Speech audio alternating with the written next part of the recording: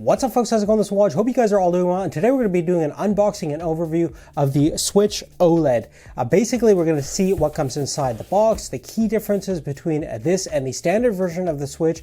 And first and foremost, in terms of the box itself, it's definitely a lot more compact than the original Switch box that we have right over here, which definitely is a good thing in terms of shipping costs, environmental impact, things like that. But let's get right into the new OLED and see what comes inside. Super easy and simple to open up Nintendo products because they don't really use any packing tape or anything like that.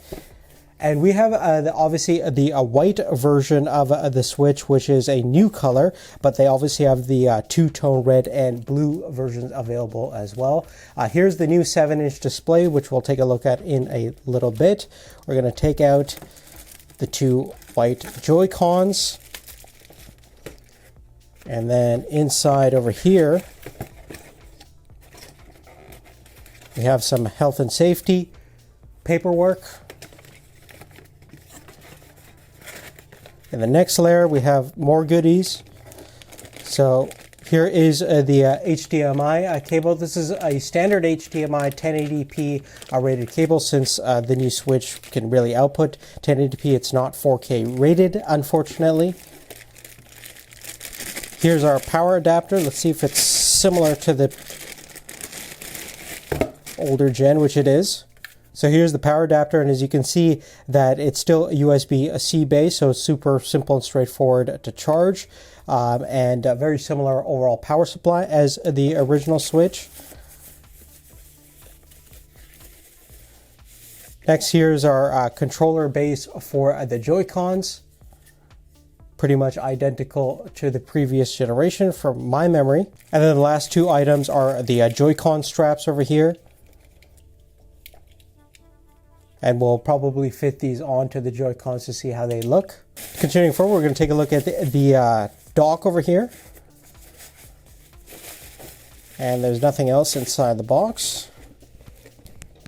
So here's the new Switch OLED dock. As you can see, it matches the color of the console, which is nice. Inside, it is kind of piano black finish. We have two USB Type A connections right there. And we should have a new connection, which is actually an Ethernet port right down there, as well as an HDMI and a USB-C connection for the AC adapter. So a very similar overall kind of a design, but obviously a new color scheme.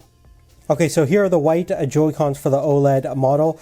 They pretty much feel exactly the same as the previous generation. Same in terms of form factor, design, function. In fact, here we have some older generation Joy-Cons. And just as a quick comparison, the buttons, the thumbsticks, they kind of feel very, very similar. There might be some internal reinforcements, but I kind of highly doubt it. Obviously, the first generation Switches were notorious for having analog thumbstick drifts, and hopefully these are a little bit more resilient and a little bit more durable long term. All the accessories feel quite similar to the previous generation in terms of form, function, everything like that. I'm going to be really excited to see how these kind of pair up with the new 7-inch display, which we'll get into right now.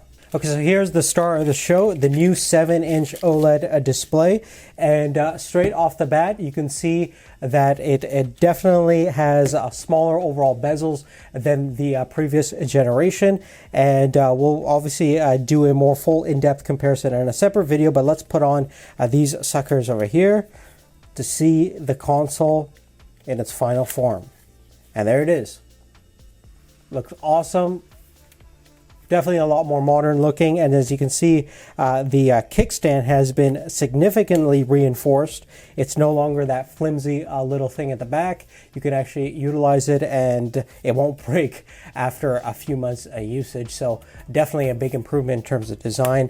Overall, the Switch OLED is very similar to the previous generation. Internally, and even the screen resolution is the exact same 720p display, but obviously there's a big improvement in terms of color rendition, brightness, and obviously the black levels have been significantly improved as well. I'm going to go ahead and set this thing up, and then we're going to finally do our side-by-side in-depth comparison between the OLED Switch and the standard Switch to see whether it's worth upgrading to if you're coming from the older generation. But other than that, make sure you've have post notifications turned on our channel. Subscribe if you haven't done so already, and check out the description for more details about everything we've talked about. See you real soon in the next video.